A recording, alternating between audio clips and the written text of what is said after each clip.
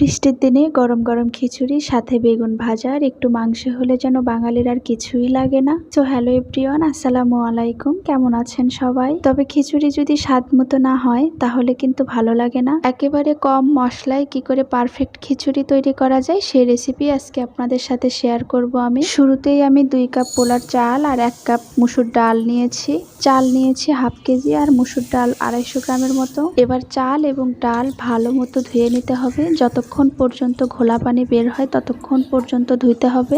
বেশ কয়েকবার পানি চেঞ্জ করে ভালো মতো ধুয়ে নিয়েছি, যেন ডালের যে একটা গন্ধ থাকে সেই গন্ধটাও সাথে দূর হয়ে যায়। খিচুড়ি খেতে গিয়ে যদি ডালের সেই কড়া গন্ধটা নাকে আসে তাহলে কিন্তু খিচুড়ি খেতে একদমই ভালো লাগে না। চাল ডাল ভালো মতো ধোয়া শেষ করে পানি ঝরিয়ে এবার আলাদা করে রেখে দিলাম। চলুন তাহলে এবার রান্নাটা শুরু করি। খিচুড়ি রান্নার জন্য আমি এখানে সাদা তেল ব্যবহার করেছি, আপনারা চাইলে সরিষার তেলও দিতে পারেন। 5-7টি কাঁচামরিচ, 1 মুঠো পরিমাণ পেঁয়াজ, দারুচিনি, এলাচ এবং 2 টুকরো তেজপাতা দিয়ে একেবারেই অল্প পরিমাণে আদা রসুন পেস্ট দিয়েছি। সাথে দিলাম জিরার গুঁড়ো, হলুদ গুঁড়ো, ধনিয়া গুঁড়ো এবং গরম মশলার গুঁড়ো। মশলাগুলো ভালো মতো কষানোর পর এবার স্বাদ মতো লবণ দিয়ে দিলাম। ভালো মতো মশলা কষানোর শেষে চাল আর ডাল দিয়ে দিলাম। যতক্ষণ পর্যন্ত চালগুলো না ফুটবে ততক্ষণ পর্যন্ত মশলার সাথে ভালো মতো ভেজে নিতে হবে। চাল এবং ডাল ভালো মতো ভাজা শেষ করে এবার আগে থেকেই গরম করে রাখা পানি দিয়ে দিলাম। চাইলে ঠান্ডা পানিও দিতে পারেন, তবে ঠান্ডা পানি দিলে ডালটা সিদ্ধ হওয়ার সম্ভাবনা খুবই কম থাকবে।